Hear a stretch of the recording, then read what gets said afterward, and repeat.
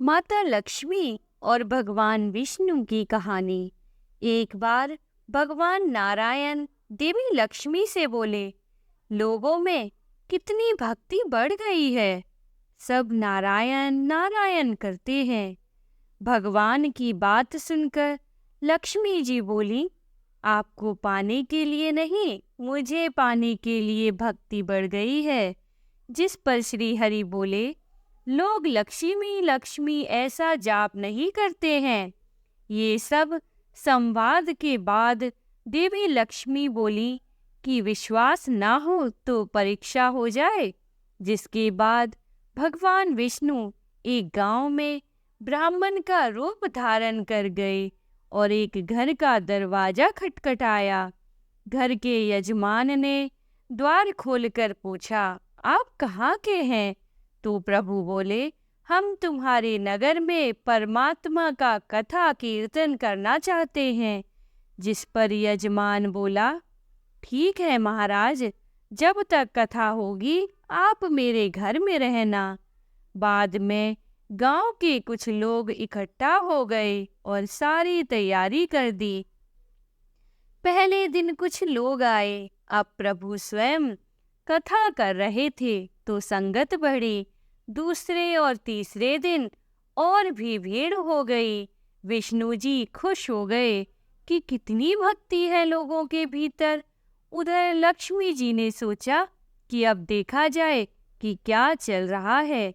तब देवी ने बूढ़ी माता का रूप लिया और उस नगर में पहुंची जहां एक महिला ताला बंद करके कथा में जा रही थी कि देवी उसके द्वार पर पहुंची और बोली, बेटी जरा पानी पिला दे।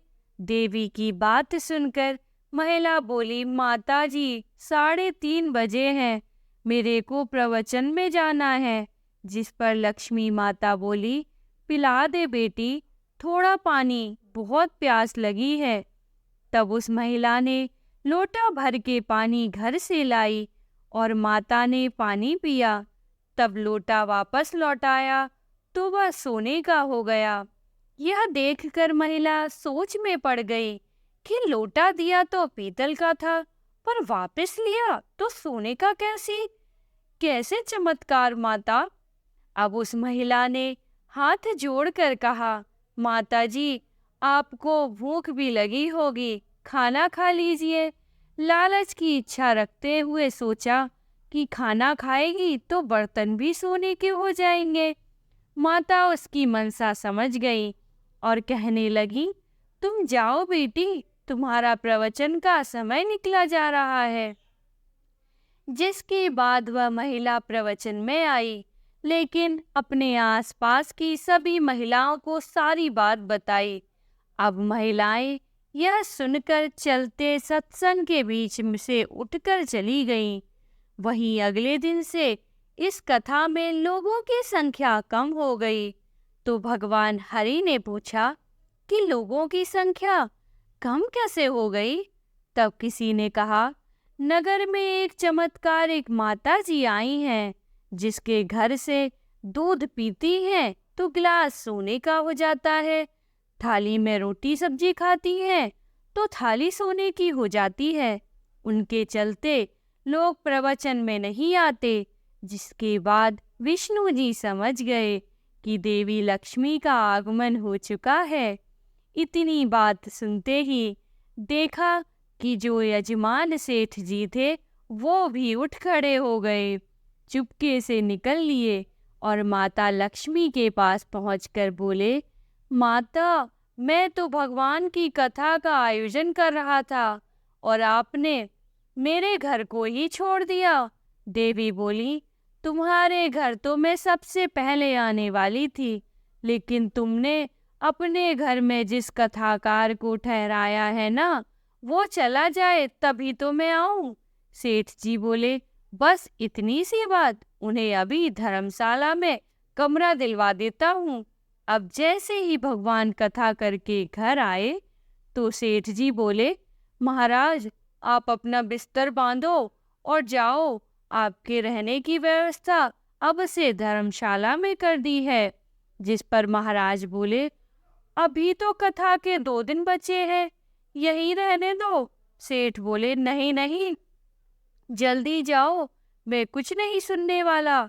मुझे किसी और मेहमान को अपने घर में ठहराना है। इतने में ही देवी लक्ष्मी आई और कहा कि सेठ जी, आप थोड़ा बाहर जाओ, मैं इन्हें विदा करती हूँ।